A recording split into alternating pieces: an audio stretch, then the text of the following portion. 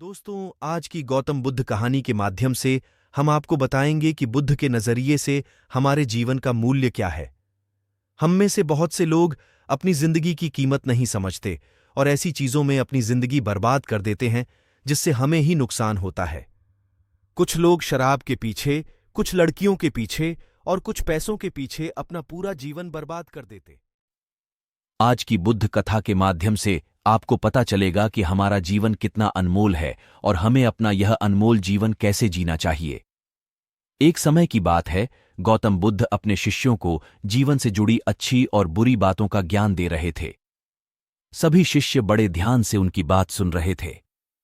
उन सभी में एक शिष्य ऐसा भी था जिसे प्रश्न पूछने की आदत थी। वह उठकर गौतम बुद्ध के पास गया और उनसे बोला, आप हमें जीवन के बारे में जो कुछ भी सिखा रहे हैं उसका क्या फायदा, क्योंकि हम में से कई बच्चे तो यह भी नहीं जानते कि हमारे जीवन का मूल्य क्या है और यह जीवन कितना कीमती है हमारे लिए है। पहले कृपया हमें बताएं कि इस जीवन का मूल्य क्या है। बुद्ध ने अपने शिष्य की बात सुनकर अपने कमरे में जाकर पत्थर का एक चमकता हुआ टुकड़ा ले आया। मैं तुम्हें इस जीवन का मूल्य तब बताऊंगा जब तुम्हें इस पत्थर का सही मूल्य पता चलेगा, उन्होंने कहा और टुकड़ा अपने शिष्य को दे दिया। आप भी इस पत्थर के टुकड़े को किसी को नहीं बेचें। शिष्य गौतम बुद्ध की बात मानकर बाजार की ओर चले गए। उसने पहले बाजार में एक फल विक्रेता को देखा और उसे एक पत्थर दिखाकर पूछा, इस पत्थर के बदले तुम मुझे कितने फल दे सकते हो?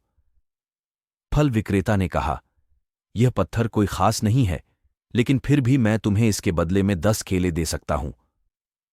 वह शिष्य उस पत्थर को लेकर आगे बढ़ गया। तभी उनकी मुलाकात एक सब्जी बेचने वाले से हुई। शिष्य ने सब्जी विक्रेता से पत्थर की कीमत पूछी।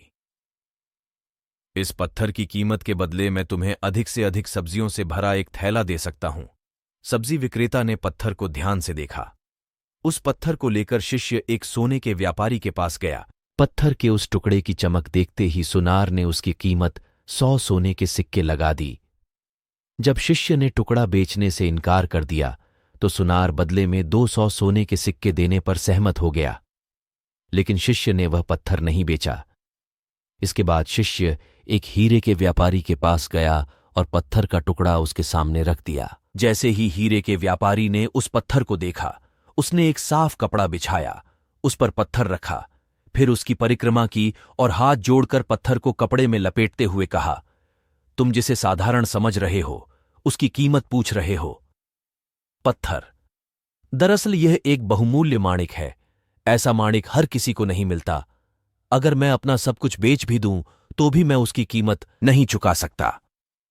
उस व्यापारी की बातें सुनकर शिष्य आश्चर्यचकित रह गया। वह भागता हुआ सीधा बुद्ध के पास आया और बाजार में जो कुछ भी हुआ उसे बताया। उसकी आश्चर्यचकित बातें सुनकर गौतम बुद्ध बोले, तुम्हारे प्रश्न का उत्तर इस माणिक के मूल्य में ही छिपा है। हमारा जीवन भी एक माणिक है।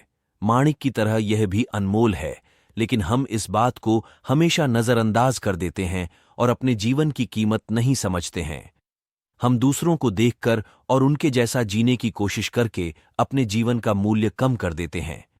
हम सोचते हैं कि हमारे जीवन का मूल्य वही है जो दूसरे हमें बताते हैं, लेकिन हमेशा याद रखें कि दूसरा व्यक्ति पैसे के नाम पर वो ऐसे काम करने लगते हैं जिससे उनकी जिंदगी बर्बाद हो जाती है।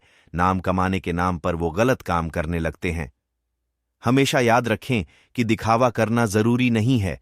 प्यार दोबारा पाया जा सकता है, पैसा दोबारा कमाया जा सकता है, लेकिन जिंदगी दोबारा नहीं पाई जा सकती। इसलिए अपना अनमोल जीवन अच्छे से जिएं, हर सेकंड का आनंद लें। कभी यह मत सोचो कि तुम इस दुनिया में किसी काम के नहीं हो। यह कभी मत सोचो कि तुम्हारा जीवन निरर्थक है।